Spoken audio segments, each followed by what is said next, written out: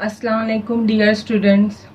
जैसे कि आप सब जानते हैं कि हम लोगों ने बायोमोलिक्यूल्स चैप्टर स्टार्ट किया है और उस चैप्टर में हमने ऑलरेडी कार्बोहाइड्रेट का पार्ट, एंजाइम का पार्ट और न्यूक्लिक एसिड का पार्ट कंप्लीट कर चुके हैं। इस सबक का, इस चैप्टर का आखिरी हिस्सा, the last part of the chapter is remaining, that is protein. आप लोगों को ये प्रोटीन का पार्ट आपके चैप्टर में कार्बोहाइड्रेट के इमीडिएटली बाद मिलेगा। Okay, let's start with the protein of biomolecule. Actually protein, this is derived from Greek word proteos, which means something of prime importance, जिसका मतलब ये है, प्रोटियोज का मतलब होता है कि ऐसी कोई चीज जो कि बहुत ही उम्दा अहमियत रखती है। इसीलिए प्रोटीन्स को कहा जाता है वेरी इंपॉर्टेंट सस्टेनिंग लाइफ, यानी कि हमारी जिंदगी के लिए these proteins are working as building blocks and they are the main biomolecules of our body. Okay, so we can give the proper definition for proteins as proteins are high molecular weight polymers containing nitrogen and which on hydrolysis yield alpha amino acid.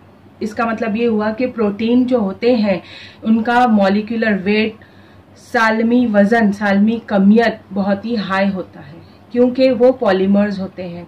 Polymers यानी कि बहुत सारी units जब एक साथ combine हो जाती हैं तो उन्हें हम प्रोटीन कहते हैं। लेकिन कौन सी वाली यूनिट कंबाइन हो जाती है? These are combining unit of alpha amino acid. Now the question is arising, what are alpha amino acid? These alpha amino acid structure we are going to see further in our next part of the chapter. Now let's check it out. Okay, where do we find protein? Protein, it is present in cells, skin, hair, hormone, and these proteins we can say कि enzymes are also proteins. Okay, कहाँ कहाँ पाए जाते हैं protein? खुलियात में पाए जाते हैं, स्किन में, हेयर में, हार्मोन्स में, and we can say enzymes are also supposed to be the proteins. Now let's check out the sources for these proteins. Proteins का सोर्स क्या है, इसके जराए क्या है, हमको कहाँ से प्रोटीन हासिल हो सकता है? हमको प्रोटीन मुख्तलिफ जगहों से हासिल हो सकता है। वो जगह, वो गिजाई अशिया कौन सी हो सकती है? Milk, nuts. अब नट्स का मतलब होता है कि it may be almond, peanuts, different kinds of nuts, they contain protein. And you should know कि पिस्ताचियो, जो पिस्ते होते हैं, they contain a very high content of protein. eggs they also contain protein, लेकिन you must be knowing कि eggs it is having two parts, yellow part and white part. Yellow is fat but white part of egg is nothing but protein. Fishes, they also contain protein. Pulses, दालें, meet यानी कि गोश्त, इन तमाम गिज़ाई अशिया में हमको protein मिलता है। Just now I told you कि next point of the introduction part of the protein is enzymes are also protein, and we know कि these enzymes are protein but these enzymes are used as biological catalyst. You must have seen, मैंने last time आप लोगों को enzymes का एक video भेजा था, तो उस वीडियो में बताया गया था कि these enzymes are working as a catalyst to increase the rate of the biological chemical reaction in a living organism. Now coming to the alpha amino acid, here I have circled के alpha amino acid क्या होते हैं वो आपको बताना था, क्योंकि जब हम प्रोटीन की डेफिनेशन पढ़ते हैं तो वहाँ पर आता है कि जब प्रोटीन को हाइड्रोलाइज किया जाता है तो हमको अल्फा अमाइनो एसिड मिलता है। लेकिन अल्फा अमाइनो एसिड क्या है, that is the main question. Let's check it out.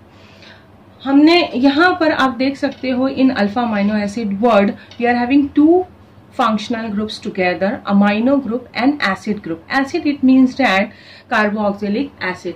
तो यहाँ पर मैंने देखो स्ट्रक्चर ड्रॉ किया है अल्फा अमाइनो एसिड का, RCH NH2। अब यहाँ पर एज यू नो कि valency of carbon is 4, in this valency 1 2 3 and the fourth bond of carbon is showing hydrogen. Okay, अब यहाँ पर अल्फा पोजीशन किसे कहा जाएगा? आपका जो फंक्शनल ग्रुप होता है, जैसे कि अगर मैंने यहाँ पर फंक्शनल ग्रुप COH कंसीडर किया है, तो COH के बाजू वाला जो कार्बन रहेगा, that carbon is alpha carbon. Okay, इस अल्फा कार्बन पर हमने अगर NH2 ग्रुप ज्वाइन किया है तो हम उसको बोलेंगे alpha position. So the name is given alpha amino acid. अब यहाँ पर वन क्वेश्चन इज अराइजिंग कि व्हाट आर दीज आर जब आप आपके PDF में देखोगे तो आर का मतलब बताएगा रेसिड्यू। रेसिड्यू का मतलब यहाँ पर अगर आसान लफ्जों में देखा जाए तो रेसिड्यू यहाँ पर आर हम बोल सकते हैं कि आर कैन बी हाइड्रोजन और this R can be alkyl group. For your convenience you can remember like this. We can prepare different kinds of alpha amino acid by replacing this R. For example, if I'm replacing this R by H, so the protein which you are getting, that will be glycine. And if I'm replacing this R by CH3, that is what? Methyl group. You all know कि CH3 is methyl group. अगर मैंने इस R को CH3 group से replace किया, so the compound, the alpha amino acid which is forming, that will be alanine. Okay, coming to the right side of this notes के natural amino acids are, कुदरती तौर पर पाए जाने वाले तमाम amino acid L amino acid कहलाते हैं। अब यहाँ पर आप लोगों को पता नहीं है L का क्या मतलब होता है। L का मतलब होता है लीवो, लेफ्ट। लीवो का मतलब है लेफ्ट। जैसे कि यहाँ पर मैंने एक प्रोजेक्शन फॉर्मूला बनाया जिसे कहा जाता है फिशर प्रोजेक्शन फॉर्मूला। इस फिशर प्रोजेक्शन फॉर्मूले में आप लोगों को एकदम आसान तरीका ये बता सकती हूँ कि फिशर प्रोजेक्शन फॉर्मूले में मैं यहाँ पर बॉन्ड लाइन फॉर्मूला बता रही हूँ। तो ये बॉन्ड लाइन फॉर्मूले में, इस बॉन्ड लाइन फॉर्मूले में मैंने बॉन्ड बनाया है लाइक अ प्लस साइन। यहाँ पर सेंटर में अगर आप देखेंगे तो ये कार्बन है। ओके, तो इस कार्बन में जब हमने अमाइनो एसिड बनाया तो इस अमाइनो एसिड में ऊपर का जो स्ट्रक्चर है वही स्ट्रक्चर मैं ड्रॉ कर रही हूँ। हमने सबसे बल्कि ग्रुप रहेगा COH ग्रुप को ऊपर टॉप पे रखा, फिर उसके सामने मैंने R डाल दिया है, फिर उसके बाद NH2 है, फिर एक जगह पर है H। अगर if this NH2 group is present to the right side, तो राइट में होने की वजह से इसे बोलते हैं D अमाइनो एसिड। D का मतलब है डेक्स्ट्रो। D का मतलब होता है डेक्स्ट्रो, मतलब के राइट। अगर यही NH2 group is present to the left hand side तो उसे कहा जाता है लीवो, यानी कि होता है लेफ्ट। अब हमारा एक चैप्टर है हैलोजन डेरिवेटिव्स, तो उसमें आपको डेक्स्ट्रो और लीवो का मतलब बताया जाएगा। तो लेकिन फिलहाल आप यहाँ पर ध्यान में रखो कि D स्टैंड्स फॉर डेक्स्ट्रो यानी कि राइट और L का मतलब है लीवो यानी कि left. Okay, shall I write down here? D is equal to dextro and that will be right. Okay, and Lee stand for levus या तो फिर फिलहाल लीवो याद रखो और इसका मतलब होगा लेफ्ट। खाली ये L के लिए मैंने आपको इतना डिस्क्राइब किया है। Okay, moving ahead for this protein part, classification of amino acid. अब हम लोग देखते हैं कि अमाइनो एसिड की क्लासिफिकेशन क्या हो सकती है। We can give the classification of amino acid on the basis of two things. First one is based on character and second one is based on nature. So let's begin with the classification of amino acid on the basis of character. Character की बुनियाद पर हम amino acid को कैसे classify कर सकते हैं।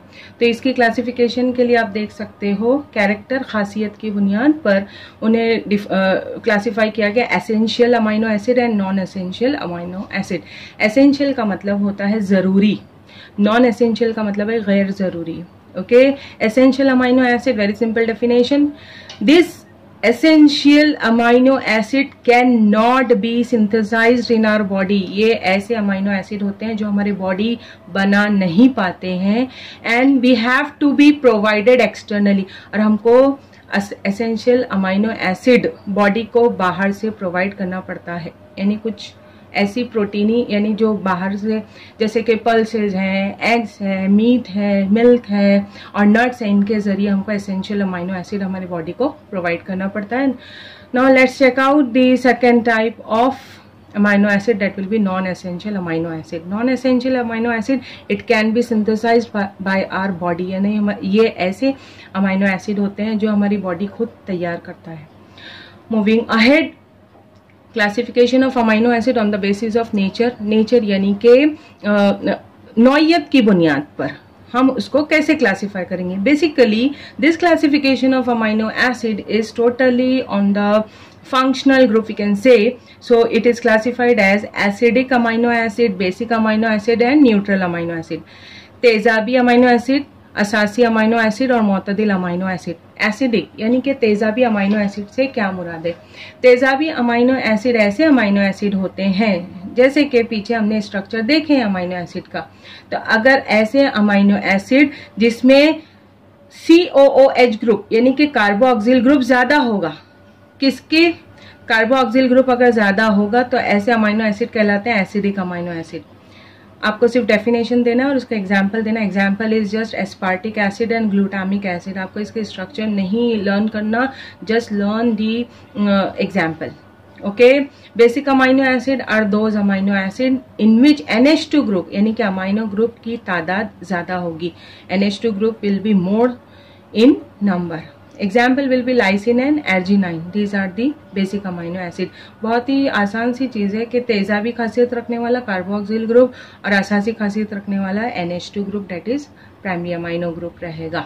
Neutral में क्या रहेगा, 1 to 1 रहेगा. 1 to 1 का क्या मतलब रहेगा, it means that there will be an equal proportion of carboxyl group and amino group. Those amino acid are neutral amino acid. So the definition is written very clearly. Equal number of COH and NH2 groups are present. So we can consider two examples here, glycine and alanine. Just learn the example also. With the help of these points you can prepare your notes. और आप लोग आपके सामने आपकी PDF जो file मैंने दी है आपको वो सामने रख कर नोट्स तैयार करो. Okay. Now moving ahead, next part of protein is properties of alpha amino acid. These alpha amino acid they are showing properties like they are water soluble, पानी में हल्पजीर होते हैं. लेकिन ये अल्फा अमाइनो एसिड पानी में हल्पजीर क्यों होते हैं, क्योंकि उनमें हाइड्रोजन बॉन्डिंग होती है due to hydrogen bonding in COH and NH2 group. क्योंकि अमाइनो एसिड में न्यूट्रल अमाइनो एसिड का अगर सिंपल सा एग्जांपल लें तो न्यूट्रल में क्या देखते हैं हम लोग, equal number of carboxyl and NH2 groups are present और इनकी मौजूदगी की वजह से इनमें हाइड्रोजन बॉन्डिंग बनती है जिसकी वजह से ये पानी में हल्पजीर होते हैं. Next property of alpha amino acid will be they are colourless, they are high melting solid. इनका जो मेल्टिंग पॉइंट बोलेंगे तो वो ज्यादा होता है. They are crystalline solid. Crystalline solid यानी कि कलमी ठोस होते हैं. कलमी ठोस, कलमी ठोस का मतलब जैसे कि शक्कर एक कलमी ठोस है जो कि पानी में हल्पजीर है, तो उसको ऐसे ठोस को हम क्रिस्टलाइन सॉलिड कहते हैं. ओके. तो ये अल्फा अमाइनो एसिड भी क्रिस्टलाइन सॉलिड कहलाते हैं. Okay. Next part will be zwitter ion. ये सब छोटी छोटी डेफिनेशन एग्जाम में पूछी जाती है, what are zwitterion and all. Zwitterion क्या होता है, zwitterion is very simple. अगर हम लोगों ने न्यूट्रल अमाइनो एसिड का एग्जाम्पल कंसिडर किया, जैसे कि मैंने यहाँ पर लिखा RCH, इधर क्या था COH, इधर क्या था NH2, तो इधर का जो हाइड्रोजन है वो कहाँ मूव किया है, NH2 के साथ मूव किया. तो टोटल हाइड्रोजन यहाँ पर हुए 3. यहाँ का एक हाइड्रोजन गया और यहाँ पर क्या आया, 3 हाइड्रोजन आ गए. तो ये बन गया कैटायन, पॉजिटिवली चार्ज आयन, और ये बन गया एनायन, नेगेटिवली चार्ज आयन. तो एट ए टाइम अगर किसी अल्फा अमाइनो एसिड में दोनों चार्जेस मौजूद है तो ऐसे आयन कहलाते हैं zwitter ion. Okay students, in my last video I have already completed up to Zwitter ion. Coming towards or moving ahead, peptides. Peptides क्या होते हैं, अब यहाँ पर पेप्टाइड्स के एग्जाम्पल को समझने के लिए, और पेप्टाइड एक किस्म की बंदिश होती है and it is a kind of bond that is also known as polyamide bond. Polyamide bond होता है ये. अब पॉली यानी मेनी, अमाइड यानी क्या होता है, अमाइड एक फंक्शनल ग्रुप है और इस फंक्शनल ग्रुप को हम जाहिर कर सकते हैं CONH से. ओके, CONH से इसको जाहिर किया जा सकता है। फाइन। तब यहाँ पर हम लोग जब एक एग्जाम्पल डायरेक्टली कंसिडर करते हैं पेप्टाइड को एक्सप्लेन करने के लिए। I am taking here example of glycine. Glycine का स्ट्रक्चर बहुत ही सिंपल है। आपको क्या करना है, NH2 से शुरुआत करना है। अल्फा अमीनो एसिड कैसे आपने ड्रॉ किया वैसे ही आपको ड्रॉ करना है। COH, ओके, COH को मैंने स्ट्रक्चरल पैटर्न में आपको जाहिर किया है। Then CH is present, then this is attached with hydrogen, then NH2। जैसे कि मैंने आपको मेरे पिछले वीडियो में बताया है कि R का रिप्लेसमेंट H से हो सकता है, कोई भी एल्किल ग्रुप से हो सकता है। तो यहाँ पर मैंने R का रिप्लेसमेंट H से किया, तो जो कंपाउंड बनेगा डेट विल बी ग्लाइसिन। मैंने यहाँ पर डाला है प्लस साइन, और प्लस साइन के बाद दोबारा मैंने second alpha amino acid start किया है और उसमें मैंने लिया है NH2। But here what I did कि NH2 को थोड़ा सा मैंने एक्सपांडेड फॉर्म में लिखा, NH लिखकर H लिखा है, then CH is there, then COH is there. Okay, तो what you have to do in the first glycine, COH को आप लोगों को स्ट्रक्चरल पैटर्न में लिखना है, और सेकंड जो अल्फा अमीनो के स्ट्रक्चर रहेगा उसमें NH2 को थोड़ा एक्सपांडेड फॉर्म में लिखना है। And what is the difference, यहाँ पर R की जगह पे H लेना है और यहाँ पर R की जगह पर लेना है CH3। So the amino acid you are taking that will be, H रहेगा तो ग्लाइसिन और CH3 रहेगा तो एलानाइन रहेगा। When these two alpha amino acid they are heated, what will be happening? Water molecule will be out and water will be forming as a byproduct. How the water is forming? As you know the formula for water, H2O। H2O में क्या रहता है, एक H रहता है और एक OH रहता है।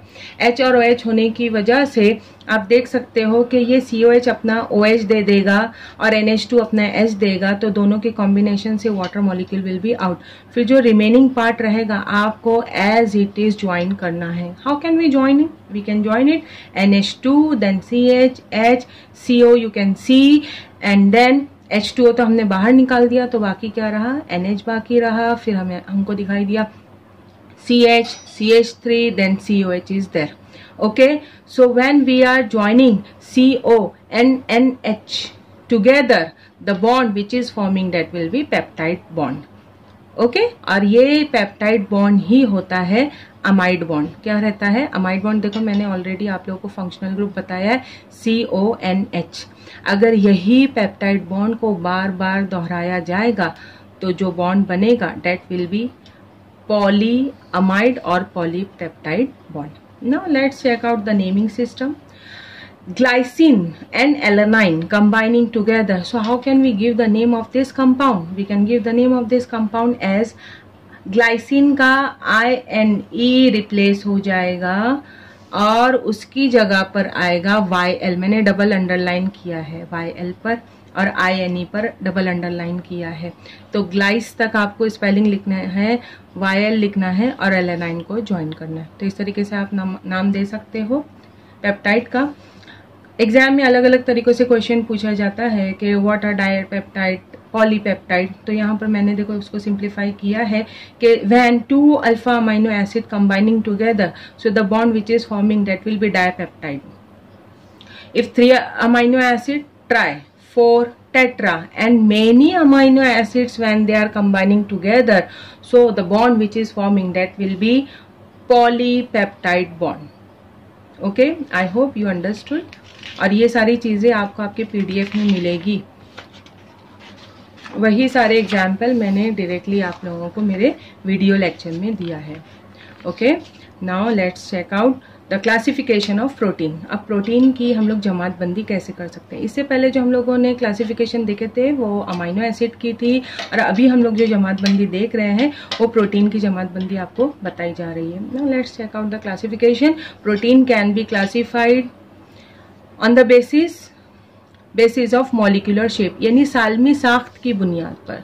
सालमी साख्त की बुनियाद पर अगर हम लोग प्रोटीन की क्लासिफिकेशन देखें तो it can be classified as fibrous protein and it can be classified as globular protein. हाँ, शेप की बुनियाद पर। तो फाइब्रस यानी फाइबर की तरह। फाइबर कैसा रहता है? रेशेदार प्रोटीन। ग्लोब्यूलर प्रोटीन यानी कि दायरवी, कुर्रवी प्रोटीन। फाइब्रस प्रोटीन यानी क्या होते हैं? इसकी डेफिनेशन ऐसी दी जा सकती है कि they are long thin, lie side by side to form fibers with hydrogen bond. ये सब कैसे रहते हैं? ऐसे रहते हैं, इस तरीके से ये प्रोटीन हमको नजर आते हैं.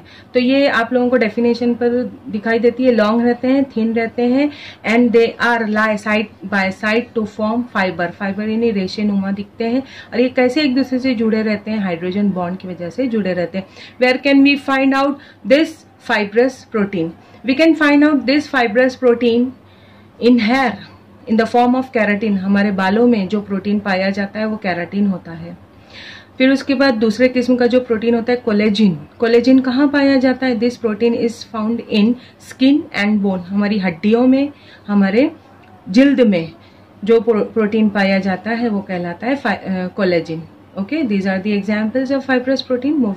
Moving towards the next property of fibrous protein, they are insoluble in water. Obviously, अगर हम हमारे बाल को पानी में डालेंगे तो क्या बाल पानी में हलपजीर होंगे? नहीं, they are insoluble in water, obviously.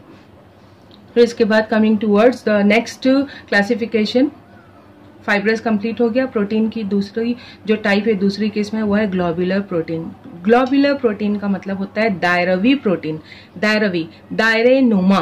तो इसी वर्ड के हिसाब से आपको डेफिनेशन देना है कि globular protein they are fold into spherical 3D shape. 3D यानी 3 डायमेंशनल फोल्डिंग होते हैं. और कैसे रहते हैं? स्फेरिकल शेप में रहते हैं, यानी कि कुर्रे नुमा दिखाई देते हैं. कुर्रवी साख्त हम बोल सकते हैं, या कुर्रा नुमा नजर आते हैं वो लोग. एग्जाम्पल हम कौन सी दे सकते हैं ग्लोबुलर प्रोटीन की? We can give example. Haemoglobin में पाया जाने वाला प्रोटीन ग्लोबुलर प्रोटीन होता है. एंजाइम में पाया जाने वाला होता है, जैसे कि आपको बताया गया, enzymes are nothing but protein. So here again this example is coming. And insulin. Insulin एक हार्मोन होता है.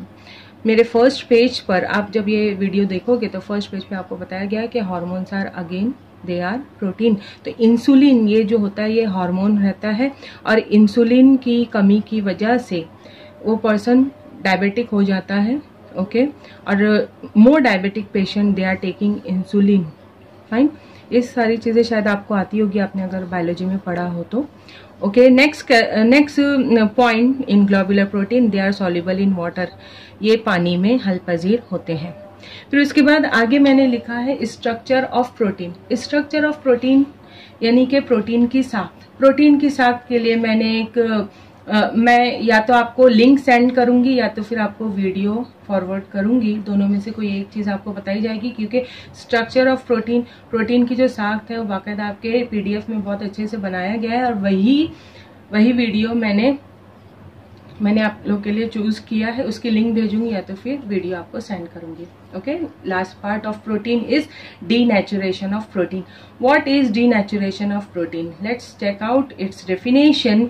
कि proteins are easily precipitated and this process is irreversible. अब ये वर्ड हमको नहीं समझे तो पहले मैं चाहूंगी कि मैं पहले आप लोगों को एग्जाम्पल दूं कि what is denaturation of protein. Where can we find out this process? We can find out this denaturation of protein boiling of egg. अगर एग आप बॉइल करोगे तो क्या होता है? कच्चा एग और बॉइल्ड एग दोनों में फर्क ये पाया जाता है कि कच्चा एग अगर फोड़ देंगे तो वो उसका व्हाइट पार्ट येलो पार्ट बहना शुरू हो जाएगा, लेकिन जो बॉइल्ड एग रहेगा तो बॉइल्ड एग का व्हाइट पार्ट येलो पार्ट नहीं बहेगा, क्योंकि वो एक फर्म स्टेट में आए हैं जिसको हम लोग केमिस्ट्री लैंग्वेज में बोलते हैं प्रेसिपिटेटेड.